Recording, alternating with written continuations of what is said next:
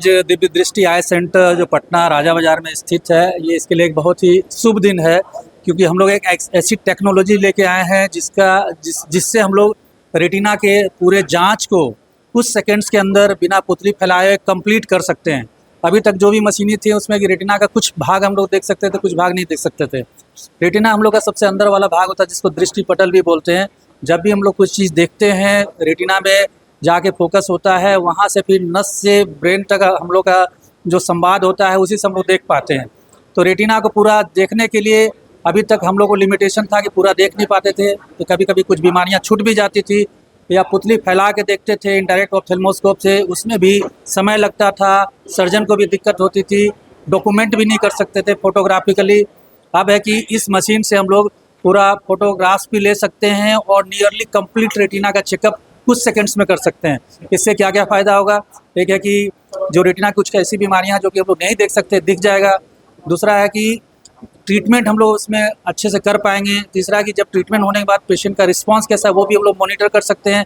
और बहुत बड़ी बात है कि ये तुरंत क्विकली हो जाता है, टाइम भी बचेगा, साथ ही साथ पुतली फैलाने की ज़रूरत नहीं होती। पुतली फैलाने से 1 घंटा मरीज़ को अलग से समय भी लगता है, ऊपर से पुतली का असर, पुतली फैलने के बाद जो असर जाने में 3 घंटा लगता है, उस चीज़ से भी बचा जा सकता है। हम लोग का नया मशीन जो है Optos ultra wide field retinal imaging system, जो कि आज हम लोग के यहाँ इंस्टॉल हुआ है। क्या कुछ खर्च आएगा? मरीजों को दोनों आँख का जांच करने में इसमें 2000 का खर्च आएगा, जो हम लोग सोचे हुए हैं। उस तरह से एक आँख अगर होना है तो 1000 का खर्च आएगा। ऐसे मशीन बहुत एक्सपेंसिव है, लेकिन इसका खर्च मेंटेनेंस भी बहुत महंगा है, तो नेचुरली कोई भी चीज़ फ्री नहीं आती है, तो थोड़ा बहुत तो खर्च पेशेंट को होगा ही। मैं डॉक्टर सुभाष प्रसाद, दिव्य दृष्टि आई सेंटर का मुख्य चिकित्सक और निदेशक। मित्रों, सबसे तो पहले मैं बधाई देता हूं डॉक्टर सुभाष जी को आज इस नए मशीन का अपने अस्पताल में, और हम समझते हैं पटना में भी ये पहला ही होगा। हाँ, पूरे बिहार में पहला है, सोच लीजिए। तो हम सब लोगों को एक तरह से जिस चीज़ का एहसास नहीं हो रहा होगा, हम लोग उतने महत्वपूर्ण कार्यक्रम में यहाँ पे उपस्थित हैं। कार्यक्रम देखने में छोटा लग रहा है, लेकिन जरा आप सोचिए कि इस मशीन के द्वारा जो काम होने वाला है, इस मशीन की जिसके लिए उपयोग होने वाला है, उसका महत्व कितना है। आँख जो मनुष्य का कीमती अंग होता है, और सच पूछते हैं तो दुनिया की सारी रंगीनी बेकार है अगर दृष्टि नहीं है।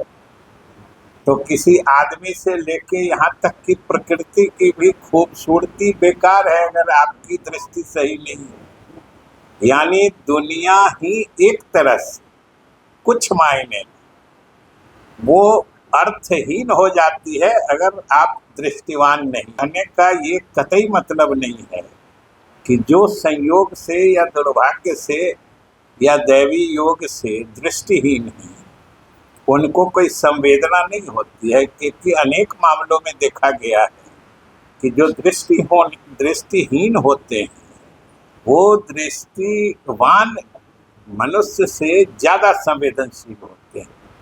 लेकिन फिर भी दृष्टि का अपना महत्व होता है, आँख का अपना महत्व होता है, और हम लोगों के शरीर में जो एक तरह से सबसे महत्वपूर्ण अंग है आँख है, तो शरीर के बाकी ढेर सारे अंगों की हिफाजत आप अपने दृष्टि से कर सकते हैं। इसलिए उसके इलाज में इस मशीन का कितना भारी उपयोग होने वाला है। जो डॉक्टर साहब ने बताया कि जो वाइड फील्ड रेटिनल इमेजिंग का जो ये काम करेंगे, अभी तक इतना मतलब एक्यूरेट जो कहता है रीडिंग इनके जांच की नहीं हो पाती थी। और डॉक्टर साहब के अगर जांच की एक्यूरेसी बढ़ेगी तो समझिए अंतिम लाभ किसको मिलेगा? लाभ पेशेंट्स को मिलेगा। जो रुग्ण आते हैं, आँख की बीमारी से ग्रस्त आते हैं, उनको इसका लाभ मिलेगा। और हम लोग तो इसको इस रूप में देखते हैं कि ये हमारे बिहार के लोगों या बिहार के जो मरीज हैं आंखों के, उनके लिए वरदान साबित होने वाला है। खास के रेटिना का प्रॉब्लम जो है ये ज़्यादा कॉम्प्लिकेटेड, आँख के भी अलग अलग अंग होते हैं। आप सब लोग तो यहाँ आँखी से जुड़े लोग बैठे हैं, इसलिए उस क्षेत्र में ज़्यादा बढ़ने की हम धृष्टता नहीं करेंगे, लेकिन फिर भी रेटिना के इलाज में एक नया आयाम जुड़ने जा रहा है आज के इस कार्यक्रम से या इस मशीन के उद्घाटन से।